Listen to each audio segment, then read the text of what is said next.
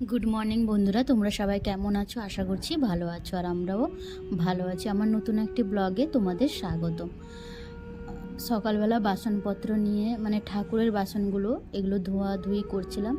ধুয়ে এখানে সব গুছিয়ে রোদে একটু দিয়ে দিয়েছি, কারণ জলটা ঝরে গেলে তারপরে ঘরের ভিতরে সব বাসনগুলো নিয়ে যাব। আজকে তো বৃহস্পতিবার, তাই লক্ষ্মী ঠাকুরের পুজো একটু করব, ভোগ রান্না করব। তো ঠাকুরকে নিবেদন করব, সব ঠাকুরকেই দেব। সেই জন্য আগে প্রথমে ঠাকুরের কাজগুলো আমি শেষ করে নিব, তারপরে রান্নাবান্না করব। এখন আগে গোপালকে স্নান করিয়ে তাকে নতুন ধোয়া জামা কাপড় পরিয়ে তারপরে আবার লক্ষ্মী ঠাকুরকে, লক্ষ্মী গণেশ একে একে সবাইকে স্নান করিয়ে মুছে ভালো করে এখানে গুছিয়ে রেখে দিয়ে যাব ফুল দিয়ে। তারপরে আমি ভোগ রান্না করার পরে আমি দেব খেতে।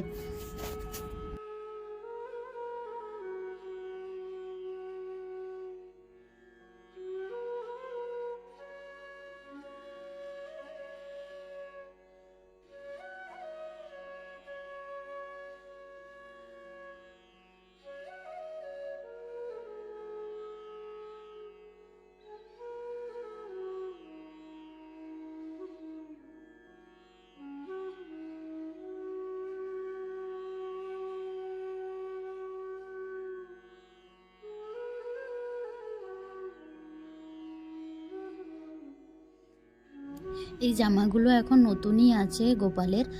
বাড়িতে যে গিয়েছিলাম ওখান থেকে কাঁথি গেছিলাম একদিন, ওইখান থেকে সোয়েটার, দুটো জামা, ওর 3টে প্যান্ট আমি নিয়ে এসেছিলাম কিনে। তো এখানে এসে, কারণ প্যান্টগুলো ওর সব রেগুলার যে দুটো প্যান্ট পরতো ওগুলো ছিঁড়ে গেছে। তো সেই জন্য আর এই বাঁশিটা তো বাবা বানিয়ে দিয়েছে, যেদিনকে আসবই ওই দিনকে বাবা নিয়ে এসেছিলো, সকালবেলা বানিয়ে নিয়ে এসে। তারপরে আমি গোপালকে তো স্নান করিয়ে ওকে গুছিয়ে জামা টামা পরিয়ে তারপরে আমি ওকে বসিয়ে দিয়েছি। তারপরে আমি লক্ষ্মী আর গণেশকে স্নান করাবো।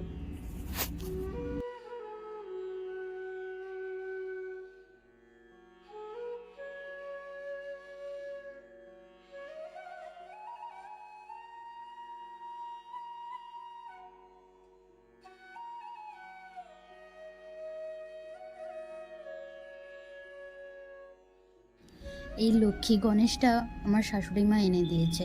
ওই ঘরে গেছিলাম, ওখান থেকেই শ্বশুরবাড়ি গেছিলাম, ওখান থেকেই দোকানে কিনে দিয়েছে। এখানে নিয়ে আসবো বলে আমাদের ঘরের পাশে মন্দিরে আমি পুজো করিয়ে এখানে নিয়ে এসেছি।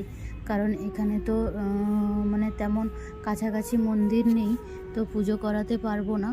আর আসা মাত্রই ও তো অফিসে বেরিয়ে চলে যায়, খুব একটা ছুটি এখন নেই, সেই জন্য আর ওখান থেকেই পুজো করিয়ে নিয়ে এসেছি। এই দেখো বন্ধুরা, আমি ময়দাটা মাখিয়ে রেখেছিলাম, তারপরে এখানে আলুদমটা হয়ে গেছে। এইবার তরকারি আর লুচিটা হয়ে গেলে আমি প্রসাদটা বেড়ে দিব। এবার লুচিও ছাঁকতে আরম্ভ করে দিয়েছি। লুচি তো খুব একটা গোল হয় না, কারণ আমি বেলতে ঠিকঠাক পারি না, ওই জন্য গোল হয় না, কিন্তু খেতে ভালো হয়।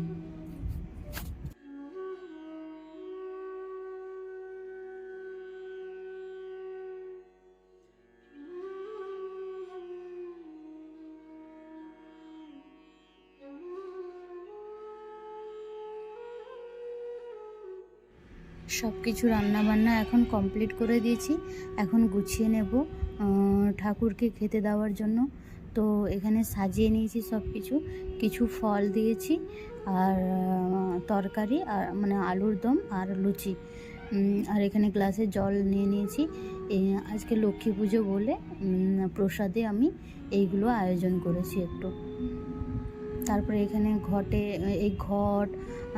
ঘটের উপরে যে ডাব থাকে, আম পাতা থাকে, তারপরে ধান দেওয়া হয় যে সেই কুঁচা বলে, এগুলো সব মা পছন্দ করে বাজার থেকে এনে দিয়েছিল। কারণ লক্ষ্মী ঠাকুর থাকলে তো এগুলো দিতে হয়, সেই জন্য এনে দিয়েছিল।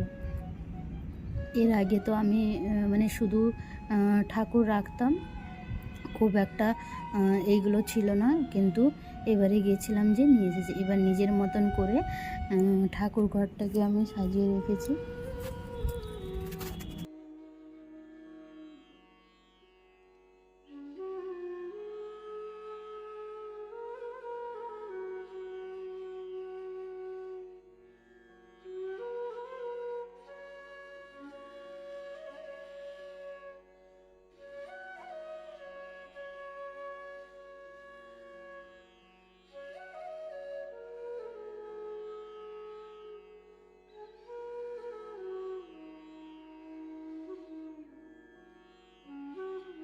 অঘ্রাণ মাসের বৃহস্পতিবারগুলো মায়ের বাড়িতে কাটিয়েছে, মানে আমাদের ঘরে।